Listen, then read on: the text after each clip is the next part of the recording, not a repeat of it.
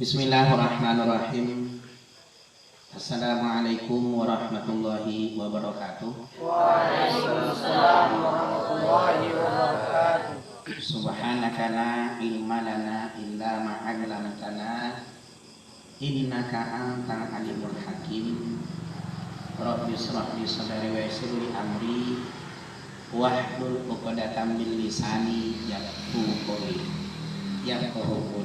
Baiklah, pada kesempatan yang berbahagia ini kita akan membahas tentang masalah mazhab dan perbandingan mazhab.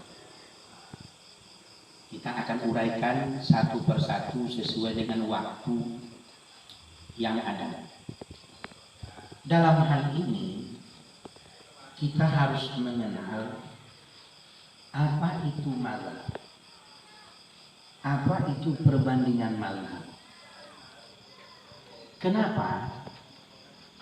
Karena kita di dalam dunia Islam, kita dalam mengenal pelajaran keagamaan, apakah itu bernuansa fikih, maka kita mengenal adanya ulama.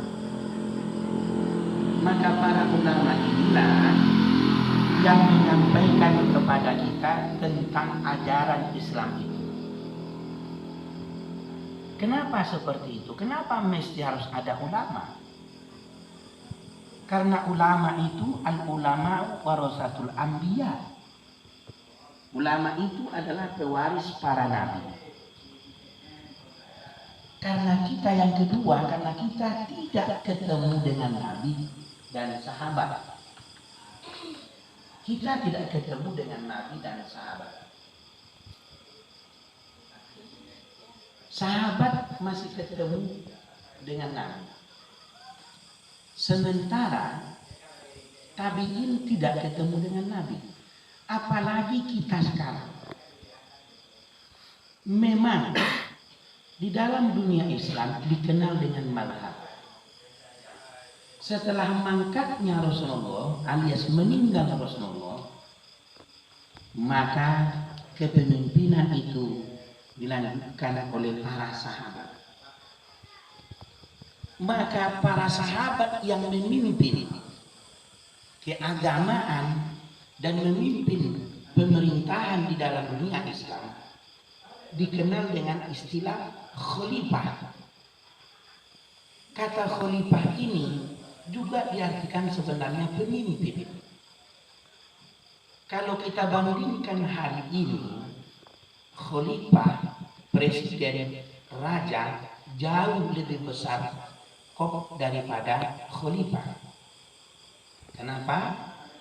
Karena kata khalifah, dia memimpin seluruh umat Islam yang mengakui tiada Tuhan melainkan Allah. Dia adalah memimpin dan menyembah dan mengarahkan umat kepada ajaran Islam dan hukum Islam atau syariat Islam. Setelah runtuhnya masalah kekhalifahan, memang sebelum itu ada sistem raja.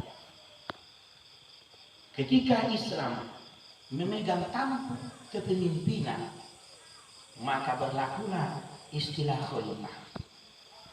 Kalau raja hanya merajai satu kawasan, satu negeri, satu daerah.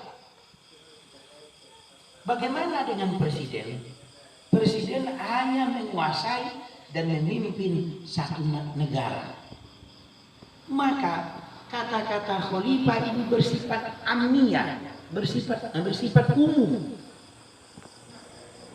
Maka dunia Islam dan serta pelajaran-pelajaran tentang keagamaan di dalam Islam, pemahaman-pemahaman Islam berkembang mulai dari masa tabi'in.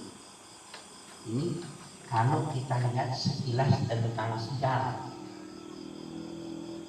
Kenapa ada istilah mazhab? Ini nanti yang akan kita kembangkan. Maka pengertian mazhab, kalau kita telisik kita pahami makna mazhab dari segi kalimat. Mazhab itu adalah lafaznya masdar mim. Kata-kata masdar ini adalah tempat tertimbulnya, terbitnya kalimat di dalam bahasa Arab. Maka masdar ini dalam ilmu nahwu, ilmu pelajaran dunia pesantren, masdar itu terbagi kepada dua. Ada namanya masdar ghairul mimi, masdar yang tidak memakai huruf mim, seperti lahaban, seperti nasron, gorban, berarti tidak memakai huruf mim. Sedangkan kata mazhab adalah masdar ghairul mimi. Masdar mimi, bukan masdar ghairul mimi, salah. Masdar mimi. Kata-kata masdar mimi yaitu masdar yang memiliki huruf mim dan terdapat di awal. Seperti lahaba, masdar miminya adalah madhaban.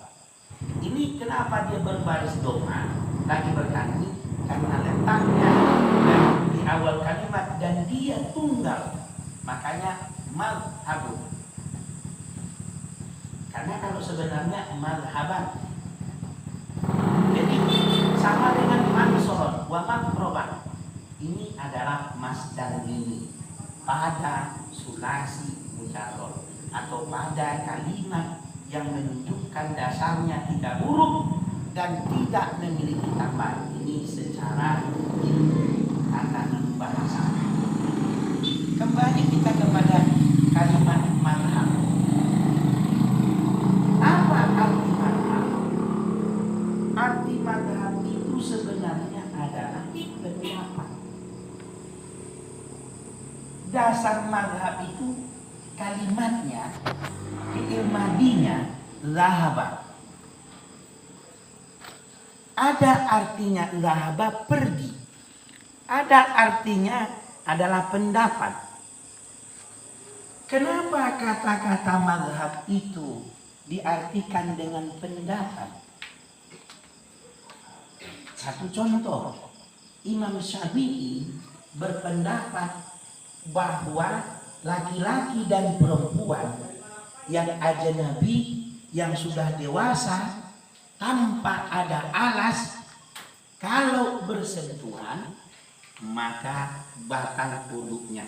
Ini pendapat. Maka mazhab itu diartikan, diterjemahkan pendapat seseorang yang memiliki keilmuan dan mengerti tentang masalah ilmu alat, mengerti tentang masalah soal hukum-hukum, mengerti tentang masalah Al-Quran, mengerti tentang masalah hadis dan lain sebagainya. Jadi apa yang mereka analisa, apa yang mereka pahami dari Al-Quran dan hadis, maka mereka membuat satu keputusan sesuai dengan ilmu mereka. Ini namanya mazhab. Ini pendapat saya. Tapi setiap para ulama, setiap para imam-imam itu, mereka tidak pernah mengkultuskan, menyatakan diri pendapat mereka lah yang paling benar, pendapat mereka lah yang paling benar dan tidak ada yang lain. Tidak ada. Satu contoh, Imam Syafi'i di dalam pembukaan kitab Al-Qum menyatakan, kalau seandainya ada pendapat saya ini menyalahi daripada Quran dan hadis, maka pendapat saya ini tinggalkan. Ini adalah salah satu ketawadukan, salah satu rendah hatinya seorang imam yang diakui kehebatannya, yang diakui kepintarannya, yang diakui kejeniusannya. Ini adalah kerendahan, ketawadukan seorang Imam Syafi'i.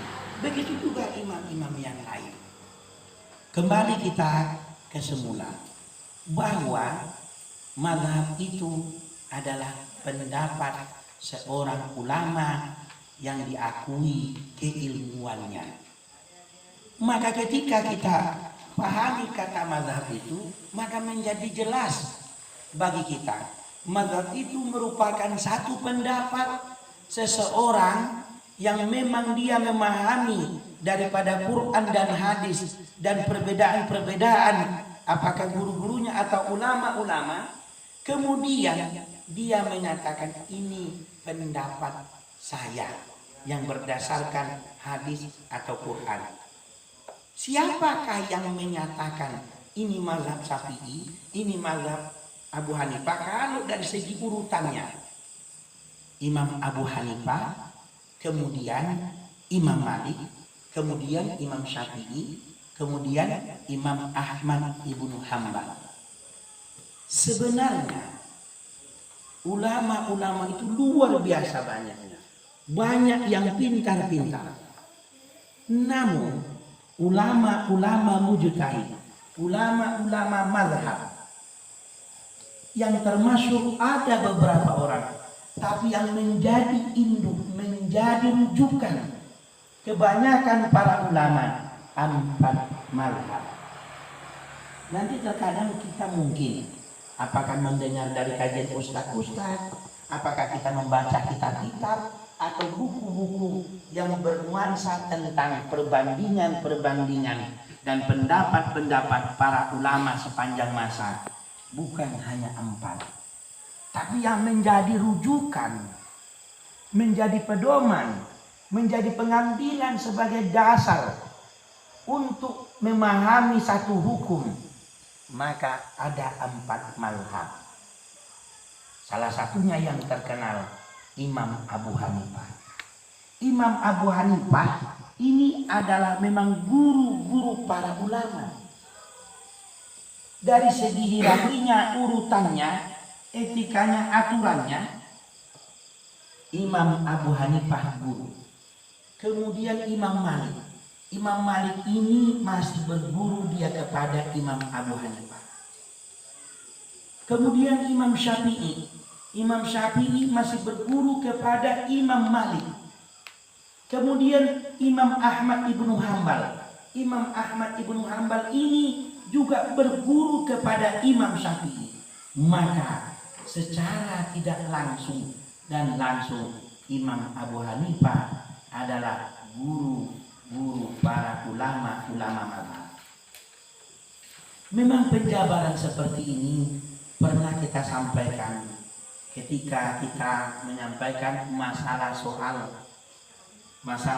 taktik, masalah soal perbandingan. Baiklah hadirin wal hadirat yang dimuliakan Allah. Itu sekilas tentang masalah ulama-ulama dan pendapat-pendapat mereka yang memang tidak hanya sekedar pendapat, tapi berdasarkan Quran dan hadis. Sehingga posisi atau kedudukan pendapat mereka ini jelas dan tarjih. Arti tarjih kuat, makna kuat dan jelas bahwa apa yang mereka sampaikan dan oret-oret atau mereka tulis dalam buku tidak lepas daripada yang pertama, Quran menjadi pusat, menjadi induk dalam Islam. Kemudian hadis. Kemudian juga para ulama-ulama ini, mereka juga tidak menafikan ulama-ulama sebelumnya. Dan mereka tidak menyalahkan, tidak menafikan dan tidak menyalahkan. Karena disinilah letaknya. Di setiap perbedaan itu merupakan nikmat yang besar bagi umat Islam. Karena dalam hadis ada khilafu ummati rahmatun. Perbedaan di antara umatku itu adalah rahmat. Kata-kata rahmat ini apabila kita menanggapi dengan kepala dingin, apabila kita menanggapi bahwa Islam itu memang luas. Jangan kita picik dalam memahami dan mengkaji satu persoalan di dalam hukum-hukum Islam. Ma'asyiral muslimin, jemaah yang dimuliakan Allah. Jadi kembali kita masalah soal mazhab. Makanya menurut bahasa, kata-kata mazhab itu adalah pendapat. Ada artinya tempat pergi. Maksudnya tempat pergi, tempat merujuk suatu persoalan kepada seseorang yang diakui keilmuannya. Itu menurut bahasa. Satu contoh, bahwa seorang Imam Abu Hanifah, di samping dia seorang pedagang, dia juga seorang pengajar. Di samping juga dia seorang pengajar, dia juga belajar. Maka tingkat keilmuan Imam Abu Hanifah luar biasa. Bagaimana dengan Imam Malik? Sama, juga pintar, jenius. Bagaimana dengan Imam Syafi'i? Begitu juga jenius. Bagaimana dengan Imam Abu Hanifah? Sama juga jenius. Sehingga pendapat-pendapat mereka sampai hari ini masih menjadi rujukan bagi umat Islam dalam istinbat hukum, dalam pengambilan hukum. Hadirin jemaah yang dimuliakan Allah, itu kata-kata mazhab. Makanya kata-kata mazhab itu adalah menunjukkan pendapat seseorang yang dijadikan sebagai rujukan dan berdasarkan penggalian Quran dan hadis. Makanya umat Islam jangan picik dalam memahami satu persoalan, karena mazhab itu banyak, luar biasa banyaknya. Namun yang termasyhur ada 4 mazhab sampai hari ini masih diingat dan dipakai sebagai rujukan. Ada 7 mazhab, ada 10 mazhab. Namun ini apakah mereka saling menyalahi? Tidak.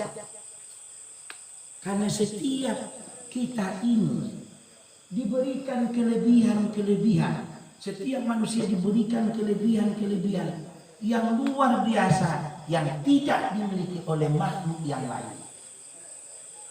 Makanya dengan akal, dengan adanya nafsu, adanya akal, kita disuruh untuk belajar, memahami keadaan, memahami situasi, memahami tentang masalah hal-hal yang dibutuhkan dalam agama, apalagi pembahasan dalam pemahaman syariat agama Islam.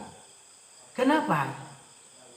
Karena kita yang pertama tidak ketemu dengan Nabi Muhammad, tidak ketemu dengan sahabat, tidak ketemu dengan tabi'in. Mungkin kita ini tabi'in yang kesekian banyaknya kita ini baru ketemu. Bagaimana kita cara memahami agama itu dengan benar sesuai dengan tingkat kemampuan, logika, akal kita, tingkat pemahaman kita? Bagaimana? Dengan cara belajar, dengan belajar, membaca. Dari mana kita peroleh ini? Tentu dari para guru, dari para ustaz-ustaz. Dari mana mereka peroleh? Juga dari guru-guru mereka sampai kepada Nabi Muhammad. Karena perjalanan Islam itu sampai kepada kita secara mutawatir.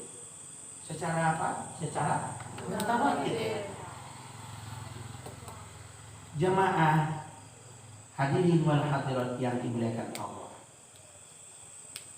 Masuk kita kepada pembahasan mazhab menurut istilah. Dalam hal ini, mazhab menurut istilah, ada beberapa ulama berbeda dalam mendefinisikan. Sebenarnya tujuannya sama, membahas, menganalisa tentang pendapat-pendapat para ulama yang dijadikan sebagai rujukan dalam pengambilan hukum dan pengamalan di dalam Islam.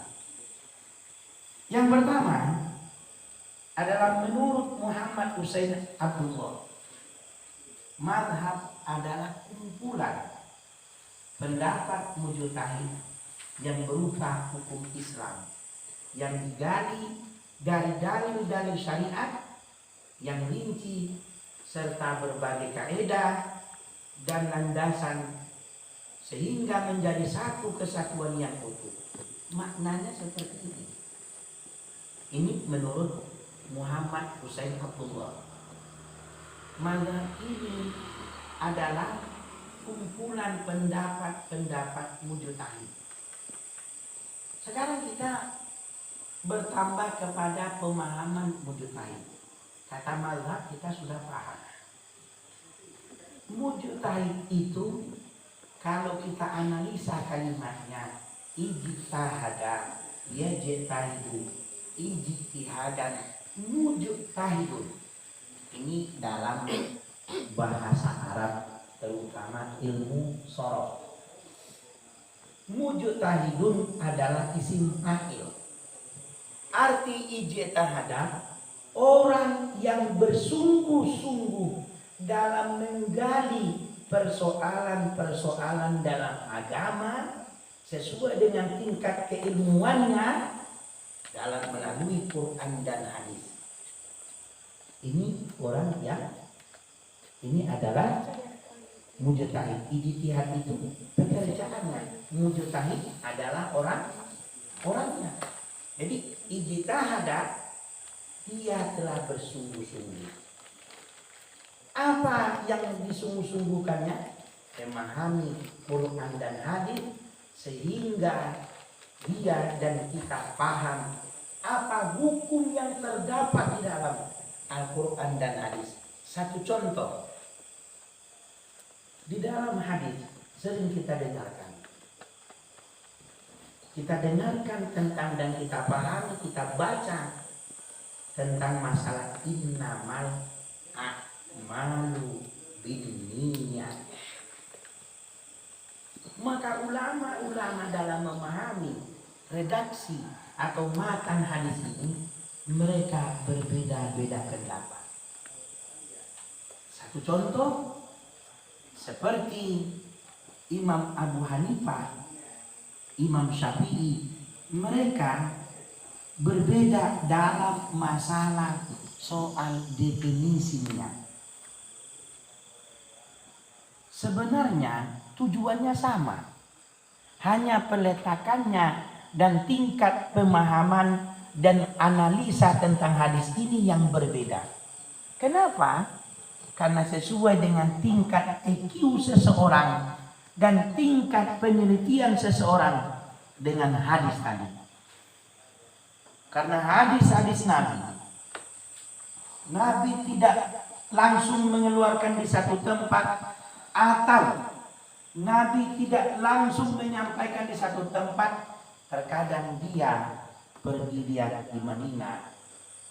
Maka ulama-ulama saat itu dalam menyempurnakan, meneliti ini hadiskah atau tidak, sehingga mereka berkelana mencari para sahabat-sahabat kalau masih hidup, tabi'in kalau masih hidup, maka mereka kumpulkanlah hadis ini, mereka satukanlah hadis ini di dalam satu buku. Setelah mereka analisa bagaimana kedudukan hadis ini, bisakah diterima atau tidak.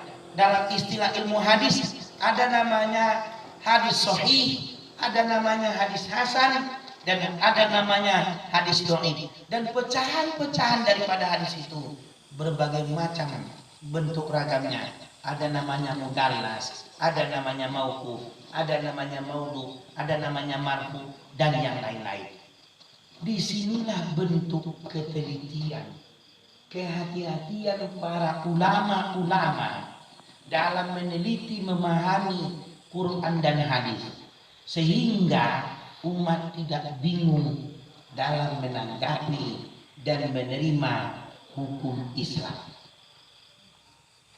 Ma'asyiral muslimin yang dimuliakan Allah, kembali kita ke semula bahwa mazhab adalah kumpulan pendapat mujtahid yang berupa hukum-hukum Islam seperti yang kita sampaikan tadi. Para ulama menganalisa hadis, para ulama menganalisa tentang masalah Quran. Mereka memahami apa penyebabnya Quran ini turun. Istilah dalam ilmu tafsir ada namanya asbab nuzul. Mereka memahami dan menggali kenapa Nabi menyampaikan ini hadisnya. Maka diistilahkan dalam ilmu hadis asbabul wurud. Ini maknanya sama. Asbabun nuzul, asbabul wurud, maknanya sama. Memang kalimatnya berbeda, tujuannya juga sama. Tentang historisnya atau penyebabnya ayat Al-Quran turun dan penyebabnya hadis itu Nabi sampaikan. Ma'asyiral muslimin jemaah yang dimuliakan Allah. Maka dengan adanya ulama-ulama mujtahid, mereka menggali sepakat tentang ini jalan-jalan, ini cara untuk memahami hadis ini sahih atau tidak. Ini memahami tentang masalah penyebab turunnya hadis ini, turunnya Al-Quran ini. Maka disebutlah dengan asbabun nuzul dan asbabul wurud. Kembali kita ke semula. Namun para ulama-ulama tidak langsung menetapkan ini hukumnya, ini dasarnya, tidak. Mereka menggali itu lengkap dengan alat-alat yang tertentu atau koedah-koedah dalam memahami Quran dan hadis. Salah satunya ulama-ulama mujtahid, mereka mengerti dengan bahasa Arab. Mengerti dengan bahasa Arab. Mengerti mereka dengan aturan-aturan di dalam tatanan di dalam bahasa itu. Kemudian mengerti mereka dengan hadis dan Quran tersebut, baik melalui asbabun nuzulkah, baik melalui asbabun wurudkah, mereka paham. Mereka paham hadis, mereka paham Al-Quran, bukan hanya paham artinya atau bukan hanya paham maknanya, tapi mereka memahami historis ayat dan hadis tadi timbul dan turun. Juga mereka punya landasan. Punya landasan apa? Mereka memahami tentang masalah kalimat-kalimat tersebut, tentang undang-undang di dalam bahasa tersebut. Sehingga apa? Sehingga mereka tidak ragu dalam menetapkan satu hukum, karena mereka mengerti tentang ilmu alat dalam bahasa tersebut. Karena dalam bahasa Arab dengan bahasa yang lain itu tidak sama. Tingkat pemahaman, tingkat penjelasan, tingkat penetapan, tingkat meringkas dalam satu masalah dengan bahasa Arab, maka kita harus mengerti. Kalau tidak, maka kita akan rancu dalam menetapkan satu permasalahan. Di samping itu ulama mengerti dengan ilmu tatanan bahasa yang lain, seperti ilmu mantik, seperti ilmu balago. Ilmu balago itu ada 3 fan atau mata pelajaran di dalamnya. Yang pertama adalah ilmu tentang ma'ani, yang kedua ilmu tentang badi, yang ketiga ilmu tentang masalah bayan, dan paham tentang masalah usul fikih.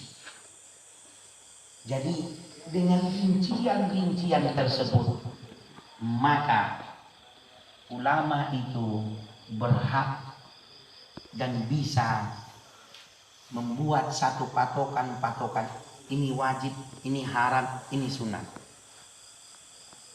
Timbul pertanyaan, apakah tentang masalah hukum-hukum wajibkah, sunatkah, haramkah, ini dibuat para ulama dan tidak ada pada masa Nabi? Ingat, Nabi diutus tidak membuat satu definisi, tapi Nabi diutus menyampaikan ajaran. Siapa yang membuat dan memutuskan ini wajib, ini sunat, ini haram, ini makruh, ini mubah, inilah tugas para ulama. Kalau kita baca tentang urutan masalah penetapan hukum pada masa Rasulullah, ini wajib, ini definisinya, ini sunat, tidak ada. Pada era sahabat begitu juga, masuk era tabi'in, mulai Islam itu dikembangkan, mulai Islam itu dibahas, digali. Bagaimana Islam itu sebenarnya bukan hanya al-Islamu ya'lu wa la ilaha, bukan hanya itu sekedar mereka pahami, tapi Islam itu bagaimana isi Islam itu. Kemudian mereka gali Al-Quran dan hadis, mereka buat pemahaman-pemahaman sehingga generasi setelah mereka paham tentang ajaran Islam tersebut. Kalaulah para ulama-ulama terdahulu tidak membuat satu patokan seperti hari ini fikih, ini pemahamannya, ini isinya, ini tauhid, ini pemahamannya, ini isinya, ini tasawuf, ini pemahamannya, ini isinya, dan berbagai macam keilmuan yang lain yang ada di dalam Islam. Mungkin hari ini kita tidak paham dengan isinya. Ma'asyiral muslimin, jemaah yang dimuliakan Allah. Jadi sekilas inilah mungkin yang dapat kita pahami. Semoga di kesempatan yang lain kita akan membahas kelanjutan dari persoalan tentang mazhab beserta pembahasannya. Assalamualaikum warahmatullahi wabarakatuh.